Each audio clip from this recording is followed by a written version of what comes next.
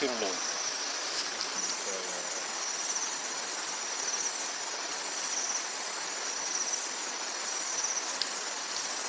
Ini ni kau mana? lúc đó chắc không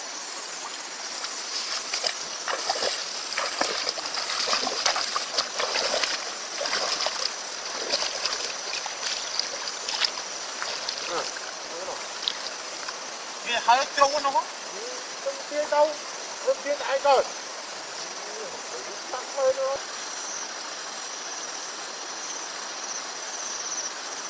tắt cái hơi mồm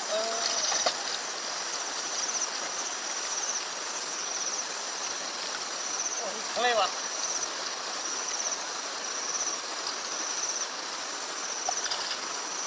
bạn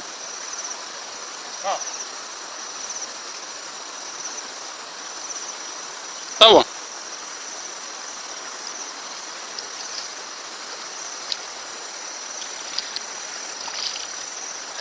Rồi, nào.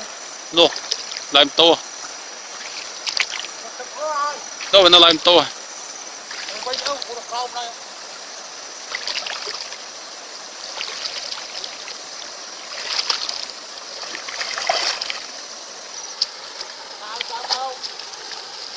Sao lên đâu?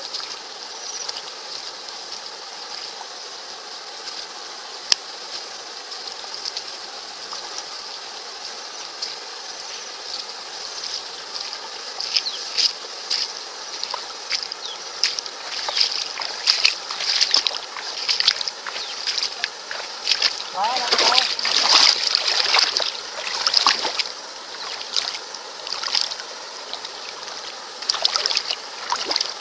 Đây là đây. Đây là.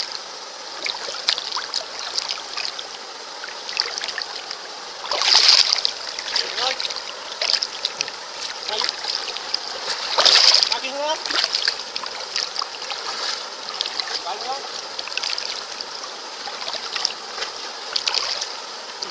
Đi ra.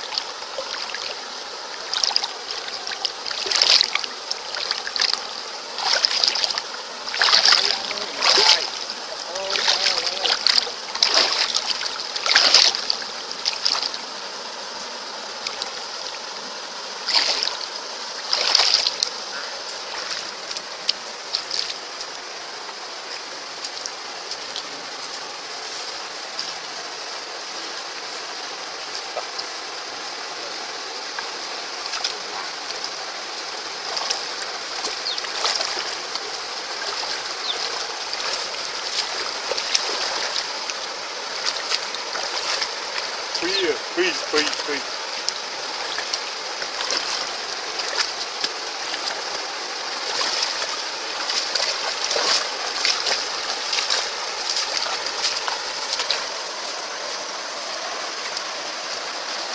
Rồi, chữ bò tray.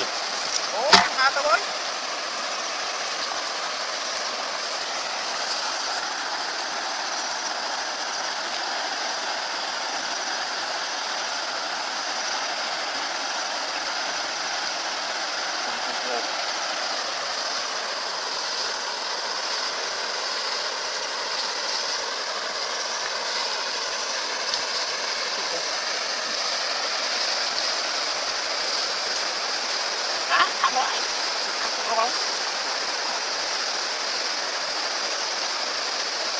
người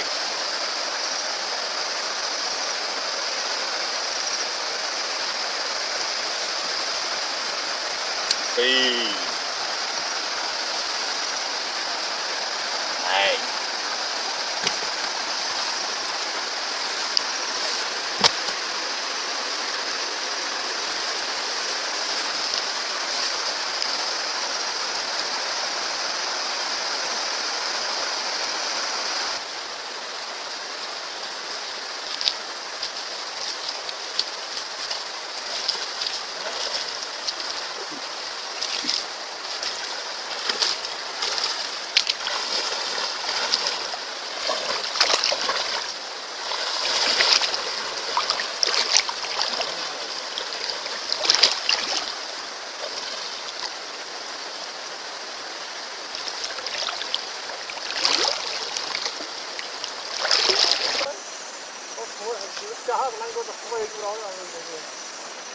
nó chơi chơi háng chơi này đó.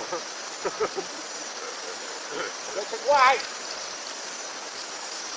lên không? Tao biết. Lên không kìa. Lên nào không? Lên mơ. Lên tiết không? Hello. Đâu? Lên ông mua mau. Lên ông mua mà.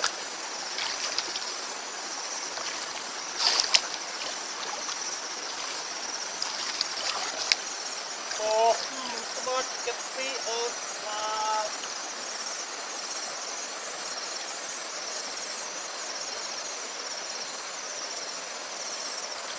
Đâu hả? Bạn hả? Đâu hả? Một người. nó cho một chú rồi chứ. Ăn thức ai?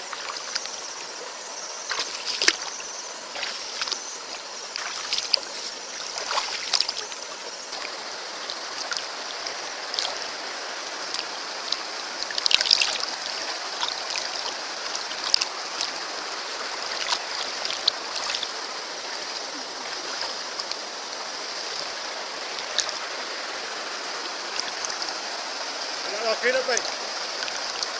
Kia nó. Cái này không ơi. Đừng có thâu.